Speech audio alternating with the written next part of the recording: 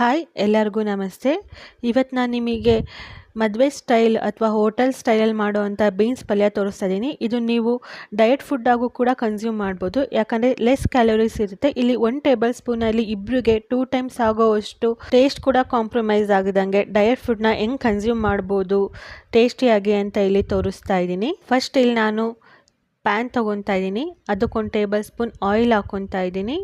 1 table spoon ಸಾಸಿವೆ, 1 table spoon ಕಡಲೆಬೇಳೆ, ಸ್ವಲ್ಪ ರುಚಿಗೆ ತಕ್ಕಷ್ಟು ಕರಿಬೇವು ಎಲ್ಲ ಹಾಕ್ಕೊಂಡು ಸ್ವಲ್ಪ ಬಾಡಿಸ್ಕೊಳ್ಳಿ. ಆಮೇಲೆ 3 ಮೆಣಸಿನ್ಕಾಯಿನ ಹಚ್ಕೊಂಡು ಹಾಕ್ಕೊತಾ ಇದ್ದೀನಿ ಇಲ್ಲಿ, ಅದನ್ನು ಸ್ವಲ್ಪ ಬಾಡಿಸ್ಕೊಳ್ಳಿ. ಅದಾದಮೇಲೆ ಚಿಕ್ಕದಾಗಿ ಕಟ್ ಮಾಡ್ಕೊಂಡಿರೋ ಅಂಥ 1 ದೊಡ್ಡ ಆನಿಯನ್ ಹಾಕ್ಕೊತಾ ಇದ್ದೀನಿ. ಸ್ವಲ್ಪ ಚಿಟಿಕೆ ಉಪ್ಪು ಹಾಕ್ಕೊಂಡು ಅದನ್ನು ಕೂಡ ಚೆನ್ನಾಗಿ ಕೈ ಆಡಿಸ್ಕೊಳ್ಳಿ. ಚಿಟಿಕೆ ಉಪ್ಪು ಹಾಕೋದ್ರಿಂದ ಬೇಗ ಬೇಯ್ತೈತೆ, ಯಾಕಂದರೆ ನಾವು ಕಮ್ಮಿ ಆಯಿಲ್ ಹಾಕಿದ್ದೀವಲ್ಲ ಅದಕ್ಕೆ.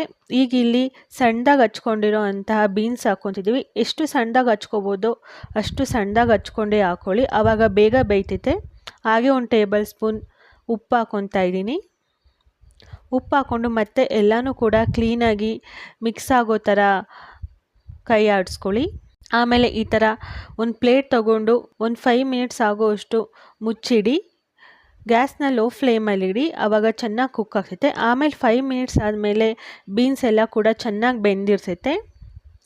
ಬೀನ್ಸ್ ಎಲ್ಲ ಚೆನ್ನಾಗಿ ಬೆಂದಿದೆ ಅಂತ ತಿಳ್ಕೊಂಡು ಆಮೇಲೆ ಸ್ವಲ್ಪ ಉಪ್ಪು ಹಾಕ್ಕೊಳ್ಳಿ. ಉಪ್ಪನ್ನ ನೋಡ್ಕೊಂಡು ಹಾಕ್ಕೊಳ್ಳಿ. ಇಲ್ಲಿ ನಾನು 1/2 ಟೇಬಲ್ ಸ್ಪೂನ್ ಉಪ್ಪು ಹಾಕ್ಕೊತಾ ಇದ್ದೀನಿ. ಆಮೇಲೆ 1 ಟೇಬಲ್ ಸ್ಪೂನ್ ಅರಿಶಿನ ಹಾಕ್ಕೊತಾ ಇದ್ದೀನಿ.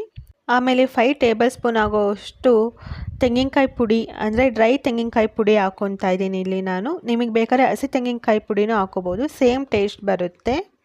ಇಲ್ಲಿ ನನ್ನ ಹತ್ರ ಇರಲಿಲ್ಲ ಅಂತೇಳಿ ನಾನು ಡ್ರೈ ತೆಂಗಿನ ಪುಡಿ ಹಾಕ್ಕೊತಾ ಇದ್ದೀನಿ. ಎಲ್ಲ ಹಾಕಿ ಸ್ವಲ್ಪ ಒಂದು 5 ಮಿನಿಟ್ಸು ಮತ್ತೆ ಎಲ್ಲ ಕೂಡ ಮಿಕ್ಸ್ ಆಗೋ ಥರ ಕಲಸಿ. ಈ ಥರ 10 ನಿಮಿಷದಲ್ಲಿ ಬೀನ್ಸ್ ಪಲ್ಯ ಮಾಡ್ಕೊಳ್ಳಿ. ಯಾರೂ ಕೂಡ ಕಂಡುಹಿಡಿಯಲ್ಲ ಇದು ಡಯಟ್ ಫುಡ್ ಅಂತೇಳಿ, ಅಷ್ಟು ಟೇಸ್ಟಿಯಾಗಿ ಬರುತ್ತೆ. ಈ ಥರನೇ ರೆಸಿಪೀಸ್ಗೋಸ್ಕರ ನನ್ನ ಚಾನಲ್ನ ಸಬ್ಸ್ಕ್ರೈಬ್ ಮಾಡಿ, ಸಪೋರ್ಟ್ ಮಾಡಿ. ಎಲ್ಲರಿಗೂ ಧನ್ಯವಾದಗಳು.